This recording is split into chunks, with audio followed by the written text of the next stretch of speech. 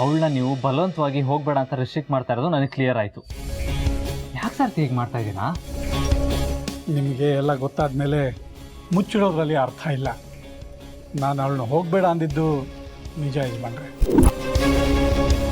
ಆದರೆ ಅದಕ್ಕೊಂದು ಬಲವಾದ ಕಾರಣ ಇದೆ. ಏನಂತ ಕಾರಣ? ನನ್ನ ಮಗಳು ಚಿಕ್ಕವಳು. ನೀವು ಹೋಗೋ ಜಾಗ, ಅಲ್ಲಿ ಬರೋ ಜನ ಎಲ್ಲ ದೊಡ್ಡವರು. ಸಾರ್ಥಿ, ನೀವು ತಪ್ಪು ತಿಳ್ಕೊಂಡಿದ್ದೀರಾ. ಯಾರೋ ವಯಸ್ಸಿಂದ ಆಗಲಿ, ಅವ್ರ ಹತ್ರ ಇರೋ ದುಡ್ಡಿಂದ ಆಗಲಿ, ಅವ್ರು ಹಾಕೋ ಬಟ್ಟೆಯಿಂದ ಆಗಲಿ, ಅಥವಾ ಅವ್ರಿಗಿರೋ ರೂಪದಿಂದ ಆಗಲಿ ದೊಡ್ಡವ್ರು ಆಗಲ್ಲ.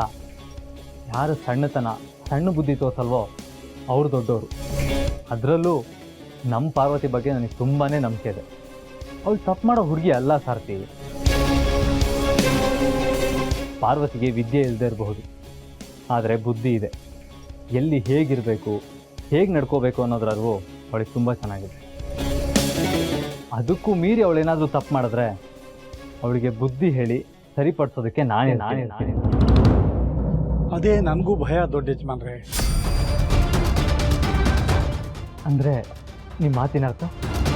ನನ್ನ ಅನುಭವದಲ್ಲಿ ಒಂದು ಮಾತು ಹೇಳ್ತೀನಿ ದೊಡ್ಡ ಯಜಮಾನ್ರೆ, ತಪ್ಪು ತಿಳ್ಕೊಬೇಡಿ. ಮಕ್ಕಳು ಪುಟಾಣಿಗಳಾಗಿದ್ದಾಗ ಸಂಪೂರ್ಣವಾಗಿ ತಂದೆ ತಾಯಿನೇ ಅವಲಂಬಿಸಿರ್ತಾರೆ. ಅವ್ರಿಗೆ ಒಬ್ಬ ತಮ್ಮನೋ ತಂಗಿನೋ ಹುಟ್ಟಿದಾಗ ಅವ್ರನ್ನ ಜಾಸ್ತಿ ಹಚ್ಕೋತಾರೆ. ಬೆಳೀತಾ ಬಂಧು ಬಳಗ ಸ್ನೇಹಿತರು ಅಂತ ಅವ್ರ ಜೊತೆ ಓಡಾಡ್ಕೊಂಡಿರ್ತಾರೆ. ಆದರೆ ಹೆತ್ತವ್ರಿಗೆ ತಮ್ಮ ಮಕ್ಕಳು ಇನ್ನೂ ಚಿಕ್ಕವರು ಅಂತಲೇ ಅನಿಸ್ತಿರುತ್ತೆ. ಆದರೆ ಅವ್ರ ಮೇಲೆ ಪ್ರೀತಿ ಕಾಳಜಿ ಒಂಚೂರು ಕಮ್ಮಿ ಆಗಿರಲ್ಲ. ಅದರಲ್ಲೂ ಹೆಣ್ಣು ಹೆತ್ತವ್ರಿಗೆ ಮಗಳ ಚಿಂತೆ ಸ್ವಲ್ಪ ಜಾಸ್ತಿನೇ ಇರುತ್ತೆ. ಆದರೆ ಅದರ ಅರಿವೇ ಆ ವಯಸ್ಸಿಗೆ ಬಂದಿರೋ ಮಕ್ಕಳಿಗಿರಲ್ಲ ಅಷ್ಟೇ. ಹುಡುಗಾಟ, ತುಂಟಾಟ, ಪರಿಚಯಸ್ಥರ ಜೊತೆ ಒಡನಾಟ, ತಮಗೇ ಗೊತ್ತಿಲ್ದಂಗೆ ಯಾರನ್ನೋ ಹಚ್ಕೊಂಡ್ಬಿಡ್ತಾರೆ. ಆಗ ಹೆತ್ತೋರ್ಗಾಗೋ ಸಂಕಟ ಇದೆಯಲ್ಲ, ಮೈ ಮೇಲೆ ಕೆಂಡದ ಬಟ್ಟೆ ಉಟ್ಕೊಂಡಂಗೆ ತಣ್ಣೀರು ಸುರಿದ್ರು ಬಿಸಿ ಆರೋದಿಲ್ಲ. ಯಾಕೆ ಸಾರ್ಥಿ, ಪಾರ್ವತಿ ಮೇಲೆ ನಿಮಗೆ ನಂಬಿಕೆ ಇಲ್ವಾ? ನಂಬಿಕೆ ಏನೋ ಇದೆ, ಆದರೂ ಭಯ, ಒಂಥರ ಗೊಂದಲ. ಹೊರಗಿನ ಪ್ರಪಂಚ ಎಲ್ಲಿ ಅವಳನ್ನ ಬದಲಾಗೋ ಹಾಗೆ ಮಾಡಿಬಿಡುತ್ತೋ ಅನ್ನೋ ಆತಂಕ. ಹೆಣ್ಣು ಹೆತ್ತವ್ರಿಗೆ ಅನಿವಾರ್ಯವಾಗಿ ಕೆಲವು ಸಲ ಈ ಥರ ಯೋಚನೆಗಳು ಕಾಡುತ್ತೆ ದೊಡ್ಡ ಯಜಮಾನ್ರೆ. ತಂದೆ ಆದವನಿಗೆ ಮಗಳ ಮೇಲೆ ಸ್ವಲ್ಪ ಪ್ರೀತಿ ಜಾಸ್ತಿನೇ ಇರುತ್ತೆ. ಆ ಪ್ರೀತಿ ಎಲ್ಲಿ ತನ್ನಿಂದ ದೂರ ಆಗ್ಬಿಡುತ್ತೋ ಅಂತ ಮನಸ್ಸಲ್ಲೇ ಕೊರಗ್ತಿರ್ತಾನೆ. ಸಾರ್ಥಿ, ನೀವೇನು ಯೋಚನೆ ಮಾಡಬೇಡಿ. ನೋಡಿ, ಪಾರ್ವತಿ ನೀವಿಟ್ಟಿರೋ ನಂಬಿಕೆಗೆ ಯಾವತ್ತೂ ದ್ರೋಹ ಮಾಡಲ್ಲ. ನೀವು ಅವಳನ್ನ ಹಾಗೆ ಬೆಳೆಸಿದ್ದೀರಾ. ಜೊತೆಗೆ ಪಾರ್ವತಿಗೆ ಏನೂ ತೊಂದರೆ ಆಗದಿರೋ ಥರ ನಾನು ಅವಳ ಜೊತೆಗಿರ್ತೀನಿ. ನೀವು ಧೈರ್ಯವಾಗಿರಿ.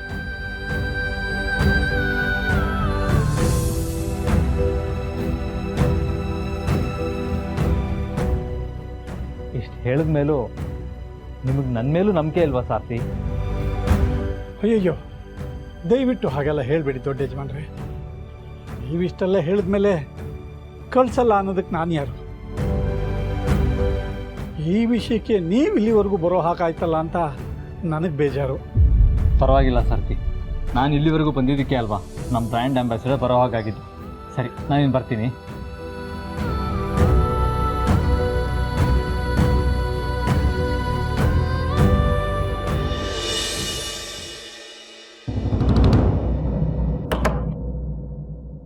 ಬಂದ್ಯಾ ಬ್ರೋ?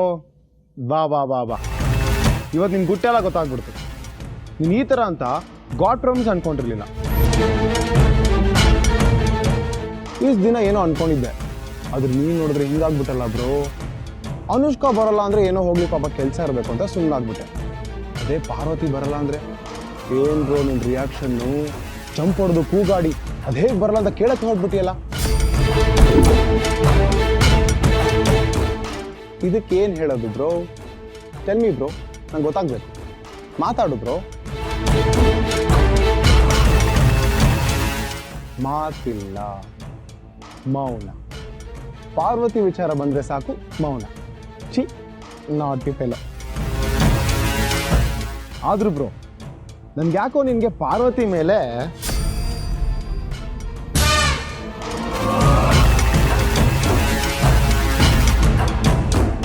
ಯಾರು ಇಲ್ವಾ? ನಾನು ಒಬ್ಬನೇ ಮಾತಾಡ್ತಿದ್ದೀನ, ಕ್ಲೋಸ್ ಆಗ್ಬಿಟ್ಟಿದ್ದೀನ.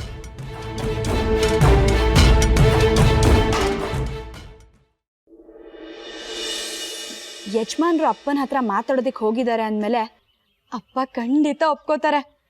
ಹಾಗಾದ್ರೆ ನಾನು ಯಜಮಾನ್ರ ಜೊತೆ ಹೋಗ್ಬೋದು.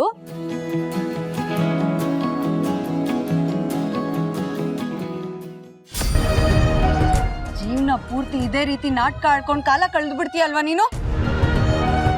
ಏನಾಯ್ತು ಮೇಡಮ್? ಇದು ನಾಟಕ. ಇದೇನ್ ಮುಖನೋ ಮುಖವಾಡನೋ? ಸಮಯಕ್ಕೆ ತಕ್ಕ ಹಾಗೆ ಬಣ್ಣ ಬದಲಾಯಿಸ್ತಿಯಲ್ಲ, ಇಂಥವ್ರಿಗೆ ಏನಂತಾರ ಗೊತ್ತಾ? ಮೇಡಮ್, ದಯವಿಟ್ಟು ಈ ರೀತಿ ಎಲ್ಲ ಮಾತಾಡಬೇಡಿ. ನಾನು ಏನು ಮಾಡಿದೆ ಅಂತನಾದ್ರೂ ಹೇಳಿ. ನಂಗೆ ಜೋರ್ ಮಾಡ್ತೀಯಾ? ಏನ್ ಮಾಡಿದೆ ಅಂತ ಕೇಳ್ತೀಯಾ?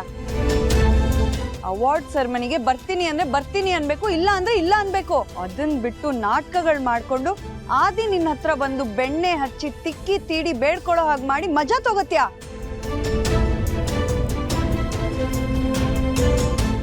Demand create ಮಾಡ್ಕೋತ್ಯಾ?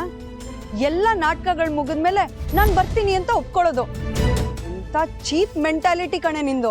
ಮೇಡಮ್, ನಾನು ಆ ದೇವ್ರಾಣೆಗೂ ಆ ರೀತಿ ಎಲ್ಲ ಮಾಡಿಲ್ಲ. ಒಳ್ಳೆ ತರ ಪೋಸ್ ಕೊಟ್ಟು ಕೊಟ್ಟು ನಿನ್ನ ಅಸ್ತಿತ್ವನೇ ಮರ್ತೋಗ್ಬಿಟ್ಟಿದ್ಯಾ ಅನ್ಸುತ್ತೆ. ಎಲ್ರಿಗೂ ಹತ್ರ ಆಗೋಕ್ ಹೋಗಿ ಎಲ್ರಿಂದ ದೂರ ಆಗ್ತೀಯಾ, ಹುಷಾರ್.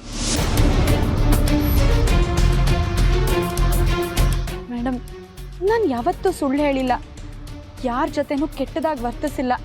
ಅದಕ್ಕೆ ಏನೋ ನಿನ್ ದೊಡ್ಡ ಯಜಮಾನ್ರು ನಿನ್ ಹಿಂದೆ ಬಾಲ ಹಿಡ್ಕೊಂಡು ಓಡಾಡೋದು. ಮೇಡಮ್, ನೀವು ನನ್ನ ಬಗ್ಗೆ ಮಾತಾಡಿ, ಆದ್ರೆ ಯಜಮಾನ್ರ ಬಗ್ಗೆ ಮಾತಾಡಿದ್ರೆ ಏನೇ ಮಾಡ್ತೀಯಾ? ಅನುಷ್ಕಾ, ಪಾರ್ವತಿ ಮೇಲೆ ಯಾಕೆ ಕೈ ಮಾಡಿದೆ?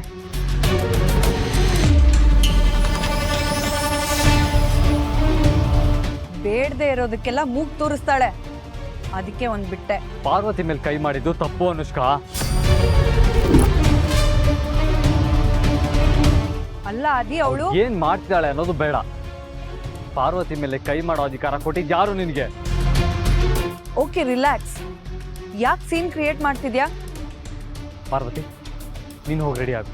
ನಾನು ಸಾರ್ಥಿ ಹತ್ರ ಮಾತಾಡಿದ್ದೀನಿ, ಅವ್ರು ಓಕೆ ಅಂದಿದ್ದಾರೆ. ನೀನು ಬಾ ಅನುಷ್ಕಾ.